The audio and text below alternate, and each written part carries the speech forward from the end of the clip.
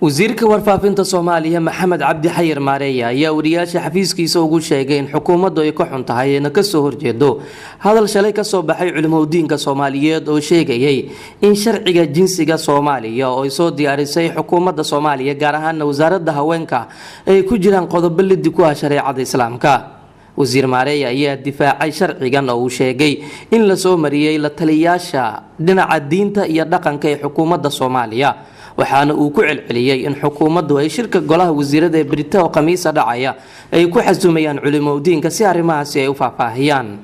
waxaan ka xunnahay xukuumad ahaan iyo dawlad ahaanba in dad meel uga dhacaya mas'uuliyadoodu ay si khalada u fasireen go'aanka golaha wasiirada oo ay yiraahdeen dawladdu waxay meel kaga dhacday diinteena maragta islaamka waxa ay qabto taas oo aan waxba ka jirin. halkan waxa yaala siyaasadda qaranka ee genderka waa la akhrin karaa qof kasta ayay u furan tahay sharci ama siyaasad la faafiyay weeye. culimadiin shalay ku shiray magaalada Muqdisho ayaa sheegay in sharcigan jinsiga uu liddi ku yahay shariicada Islaamka. waxaana kamid ah waxyaabaha heshiisyadaas ay ku khilaafsan yihiin shariicada Islaamka iyo dhaqanka suuban ee Soomaalida qodobadan soo socda. in la sahlo wax kasta oo fududeynaya sinada laguna dhiirigeliyo dhalinyarada isticmaalka waxyaabaha uurka joojiya sida cinjirka galmada iyo kiniiniyada iyo wixii la mid ah. in la baneeyo sinada loona arko xaq bini'aadanku leeyahay. in la baneeyo laba qof oo isku jinsi ah, laba rag ah iyo laba dumar ah in ay isguursadaan.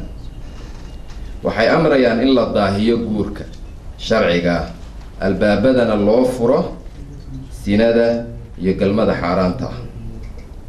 in la baabi'iyo mas-uuliyadda uu ninku ku leeyahay qoyska wilaayadii macnaha laga qaadaya iyo qawaamadii.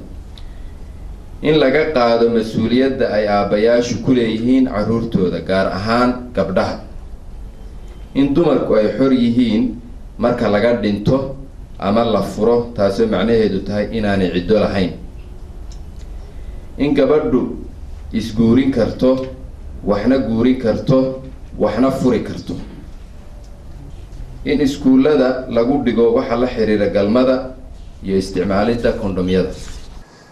waxaan la soo tashaday hadda markaan shirkan jaraa'id doonay inaan qabto ra'iisul wasaaraha Soomaaliyeed Mudane Cumar Cabdirashiid Cali Sharmaarke. waxaan ku marti qaadaynaa hay'adda culimada Soomaaliyeed inay bari yimaadaan golaha wasiirada.